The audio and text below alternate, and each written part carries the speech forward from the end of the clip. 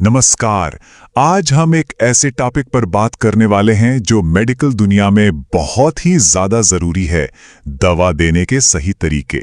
देखिए, ये सिर्फ एक गोली देने या इंजेक्शन लगाने तक ही सीमित नहीं है। ये असल में सटीकता, विज्ञान और मरीज की सुरक्षा का एक मिला जुला रूप है। कभी सोचा है कि डॉक्टर कुछ दवाओं के लिए गोली क्यों देते हैं जबकि कुछ के लिए इंजेक्शन ही जरूरी हो जाता है? ये कोई तुक्केबाजी नहीं है। हर तरीके के पीछे एक पक्का वैज्ञानिक कारण होता है जो ये तय करता है कि दवा कितनी जल्दी और कितना असर करेगी। तो चलिए आज इन्हीं कारणों को समझते हैं। किसी भी मरीज को कोई भी दवा देने से पहले कुछ ऐसे गोल्डन रूल्स हैं जिन्हें कभी भी नजरअंदाज नहीं किया जा सकता। ये नियम मरीज की सुरक्षा का सबसे पहला और सबसे मजबूत घेरा है। अगर इनमें जरा सी भी चूक हो जाए तो उसके नतीजे काफी गंभीर हो सकते हैं। इन्हें दवा देने की दुनिया के 5 अधिकार या 5 राइट्स कहा जाता है। मतलब सही मरीज को सही दवा, सही डोज में, सही रास्ते से और हाँ, बिल्कुल सही समय पर देना। ये पांचों मिलकर एक ऐसा सेफ्टी नेट बनाते हैं जिसमें से अगर एक भी धागा टूटा तो बहुत खतरनाक हो सकता है। और इन 5 अधिकारों को पक्का करने का सबसे अच्छा तरीका है 3 जांच का नियम। हर दवा को 3 बार चेक किया जाता है। सोचकर देखिए, एक नर्स दवा निकाल रही है। पहली जांच, जब वो शेल्फ से दवा उठाती है, क्या ये वही दवा है जो लिखी है? दूसरी जांच, डोज तैयार करने से ठीक पहले लेबल को एक बार फिर से पढ़ना। और तीसरी जांच, मरीज को दवा देने से ठीक पहले। ये जो 3 स्टेप्स की प्रोसेस है, ये इंसानी गलती की गुंजाइश को लगभग खत्म कर देती है। तो ठीक है, एक बार सेफ्टी पक्की हो गई तो अगला सवाल ये आता है, दवा शरीर में जाएगी कैसे? हेल्थ केयर प्रोफेशनल्स के पास इसके लिए एक पूरी टूल किट होती है और हर टूल का अपना एक खास काम होता है। जरा इस तस्वीर पर एक नजर डालिए।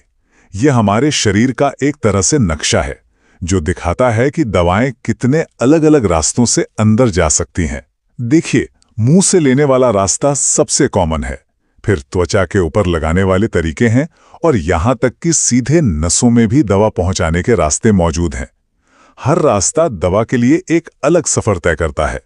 ये टेबल हमें इन रास्तों के बीच का फर्क बहुत अच्छे से समझाती है। देखिए, ओरल यानी मुंह से ली जाने वाली दवाएं जैसे कि आम दर्द की गोली सबसे आसान है, पर असर करने में थोड़ा वक्त लेती हैं। सबलिंगुअल यानी जीभ के नीचे रखी जाने वाली दवा सीधे खून में घुलती है और बहुत तेजी से काम करती है। टॉपिकल जैसे कोई दर्द का मरहम, वो बस उसी जगह असर करता है जहां उसे लगाया गया हो। और फिर आता है पैरेंट्रल यानी इंजेक्शन, जो दवा को शरीर में सबसे तेजी से और सीधे पहुंचाने का तरीका है। तो चलिए अब पैरेंट्रल रास्ते यानी इंजेक्शंस की दुनिया में थोड़ा और गहरा उतरते हैं। यहां पर सटीकता ही सब कुछ है। यहां हर मिलीमीटर और हर डिग्री का बहुत बड़ा मतलब होता है। इसे हम दवा देने के ज्ञान का शिखर भी कह सकते हैं। ये स्लाइड इस बात को बहुत ही बढ़िया तरीके से दिखाती है। सुई का एंगल कोई अंदाजा नहीं होता, ये पूरा साइंस है।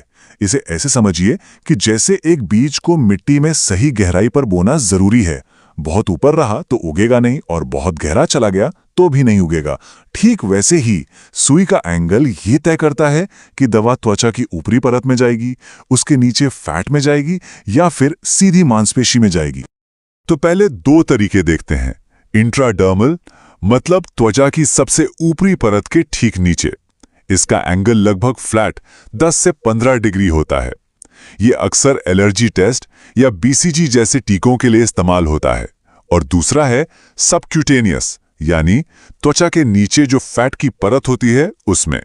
इसका एंगल थोड़ा ज्यादा 45 डिग्री होता है। इंसुलिन या हेपेरिन के इंजेक्शन इसके सबसे अच्छे उदाहरण हैं। अब थोड़ा और गहराई में चलते हैं।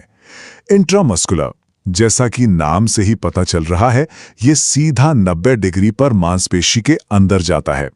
यहां से दवा धीरे धीरे खून में मिलती है। कई वैक्सीन इसी तरह दी जाती हैं।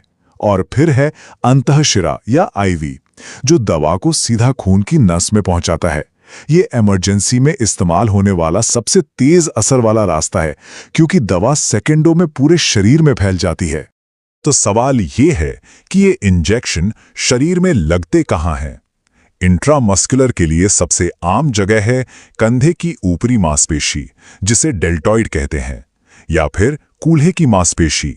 छोटे बच्चों में जांघ की बाहरी मांसपेशी सबसे सुरक्षित मानी जाती है, और आईवी इंजेक्शन या ड्रिप के लिए अक्सर हाथ या कोहनी के पास की नसों का इस्तेमाल किया जाता है। तो आज हमने जो कुछ भी समझा उससे एक बात तो बिल्कुल साफ है, दवा देना एक बहुत ही जिम्मेदारी वाला काम है जिसके लिए ज्ञान, स्किल और बहुत ज्यादा सावधानी की जरूरत होती है। यहाँ हर चुनाव, हर जांच और हर एंगल का मरीज के स्वास्थ्य पर सीधा असर पड़ता है। और आखिर में बात घूम फिरकर वहीं आ जाती है, सेफ्टी के उन बुनियादी नियमों पर। दुनिया की सबसे अच्छी दवा भी दी जा रही हो, लेकिन अगर 5 अधिकार और 3 जांच का पालन नहीं हुआ तो फायदे से ज्यादा नुकसान हो सकता है। सुरक्षित मेडिकल देखभाल की नींव इन्हीं सिद्धांतों पर टिकी है। और अगर हम भविष्य की तरफ देखें तो हम पर्सनलाइज्ड मेडिसिन के दौर में जा रहे हैं, जहां दवाएं हर इंसान के लिए खास तौर पर बनाई जाएंगी। ऐसे में यह सोचना बड़ा दिलचस्प हो जाता है कि सुरक्षा के ये सदियों पुराने और इतने जरूरी सिद्धांत नई टेक्नोलॉजी के साथ कैसे तालमेल बिठाएंगे। तकनीक बदल सकती है, पर सटीकता और देखभाल की जरूरत वो तो हमेशा ही रहेगी। ये एक ऐसा सवाल है जिस पर सोचना बहुत जरूरी है।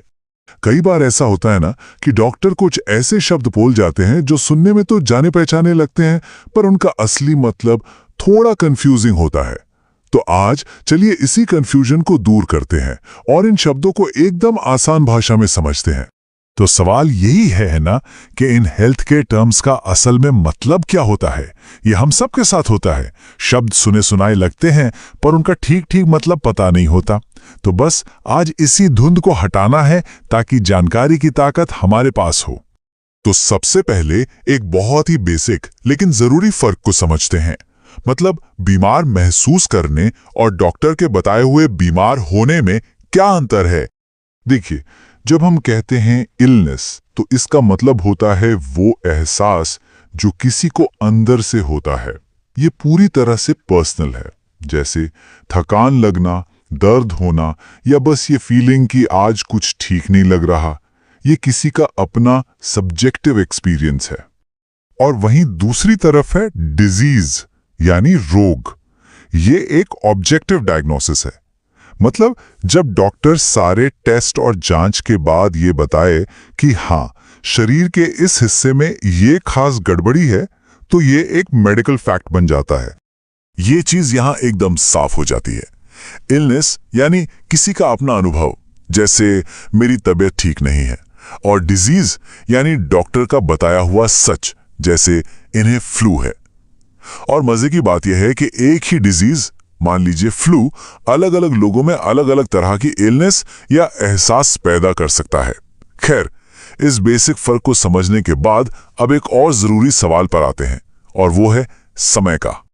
तो जब एक बार पता चल गया कि डिजीज क्या है ना, तो मन में अगला सवाल यही आता है ना कि भाई ये कब तक चलेगा। तो चलिए अब समझते हैं एक्यूट और क्रॉनिक बीमारियों के बीच का फर्क। तो देखिए, एक्यूट बीमारियां जैसे जुकाम, खांसी, ये अचानक से आती हैं और आमतौर पर जल्दी चली भी जाती हैं। वहीं दूसरी तरफ क्रॉनिक बीमारियां जैसे डायबिटीज या गठिया, ये धीरे धीरे शुरू होती हैं और बहुत लंबे समय तक, कभी कभी तो जिंदगी भर साथ रहती हैं। बिल्कुल एक स्प्रिंट रेस और एक मैराथन दौड़ जैसा फर्क है दोनों में। चलिए अब एक ऐसे शब्द की बात करते हैं जिसे हम सबने सुना तो जरूर है, पर शायद ठीक से समझते नहीं है। इन्फ्लेमेशन यानी सूजन। ये सिर्फ एक लक्षण नहीं है, बल्कि हमारे शरीर का एक कमाल का रिएक्शन है। अक्सर लोग सूजन को एक बुरी चीज मानते हैं, पर ऐसा है नहीं। असल में ये शरीर का फर्स्ट रिस्पॉन्स सिस्टम है। मतलब जब भी कहीं चोट लगती है या कोई इन्फेक्शन होता है, तो हमारा शरीर मदद भेजने के लिए एक अलार्म बजाता है, और बस वही है इन्फ्लेमेशन। हाँ, दिक्कत तब होती है जब ये प्रोटेक्टिव रिएक्शन बहुत लंबे समय तक खिंच जाए। उसे फिर क्रॉनिक इन्फ्लेमेशन कहते हैं।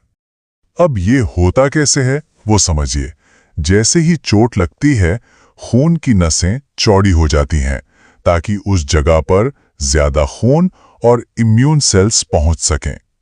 फिर आते हैं हमारे शरीर के सफाई कर्मचारी, जिन्हें फैगोसाइट्स कहते हैं। उनका काम होता है मरे हुए टिश्यू और कीटाणुओं को वहां से हटाना। और जब ये पूरी कार्रवाई चल रही होती है तो इसके 5 क्लासिक साइन देखने को मिलते हैं। लाली, जिसे एरिथेमा भी कहते हैं, गर्माहट, सूजन यानी एडिमा, दर्द और उस हिस्से का ठीक से काम न कर पाना। ये सारे संकेत असल में इस बात का सबूत हैं कि शरीर अपना काम कर रहा है, हीलिंग प्रोसेस जोरों पर है। अच्छा, जब कोई गंभीर या लंबी चलने वाली बीमारी से जूझ रहा हो तो देखभाल का तरीका बहुत मायने रखता है। तो आइए 2 बहुत ही जरूरी तरह की देखभाल को समझते हैं, पैलिएटिव केयर और हॉस्पिस केयर। ये जो बात कही गई है, ये इन दोनों तरह की केयर का सार है। इनका फोकस जिंदगी के अंत पर नहीं, बल्कि जिंदगी की क्वालिटी पर होता है। मतलब मकसद ये है कि दर्द और दूसरे लक्षणों से राहत मिले ताकि जीवन की गुणवत्ता बनी रहे। तो यहां जो सबसे बड़ा फर्क है वो समझिए। पैलिएटिव केयर किसी भी गंभीर बीमारी के दौरान किसी भी स्टेज पर शुरू की जा सकती है, इलाज के साथ साथ। इसका मकसद लक्षणों को मैनेज करना होता है। वहीं हॉस्पिस केयर तब शुरू होती है जब बीमारी का इलाज संभव न हो और फोकस सिर्फ और सिर्फ जिंदगी के आखिरी पड़ाव में आराम और सुकून देने पर होता है। ये एक बहुत बहुत बड़ा अंतर है। तो इन सब बातों से हम क्या सीख सकते हैं? देखिए, इन शब्दों को समझना सिर्फ जनरल नॉलेज बढ़ाना नहीं है। ये जानकारी असल में हेल्थ केयर सिस्टम को बेहतर तरीके से समझने और संभालने की ताकत देती है। पहली बात, इलनेस वो है जो महसूस होता है और डिजीज वो है जो असली में होता है। किसी का अपना अनुभव उतना ही सच है जितना डॉक्टर का दिया हुआ डायग्नोसिस। दूसरी बात, एक्यूट बीमारी एक छोटी दौड़ है, जबकि क्रॉनिक बीमारी एक लंबी मैराथन। ये जानने से आगे की प्लानिंग और उम्मीदें सेट करने में बहुत मदद मिलती है। और तीसरी बात, पैलिएटिव केयर इलाज में मदद करती है, जबकि हॉस्पिस केयर सिर्फ आराम और सुकून देती है। ये समझना कि कौन सी सपोर्टिव केयर कब मिल सकती है, किसी भी मुश्किल सफर में एक कंट्रोल और राहत की भावना दे सकता है। तो बस आज के लिए यही सवाल छोड़ जाते हैं। सोचिए, ये जानकारी डॉक्टर के साथ होने वाली बातचीत को कितना बदल सकती है। जब कोई इन शब्दों का सही मतलब जानता है तो वो बेहतर सवाल पूछ पाता है, अपने ऑप्शंस को ज्यादा अच्छे से समझ पाता है और अपने इलाज के सफर में एक एक्टिव पार्टनर बन पाता है। क्योंकि आखिर में ज्ञान ही तो असली ताकत है।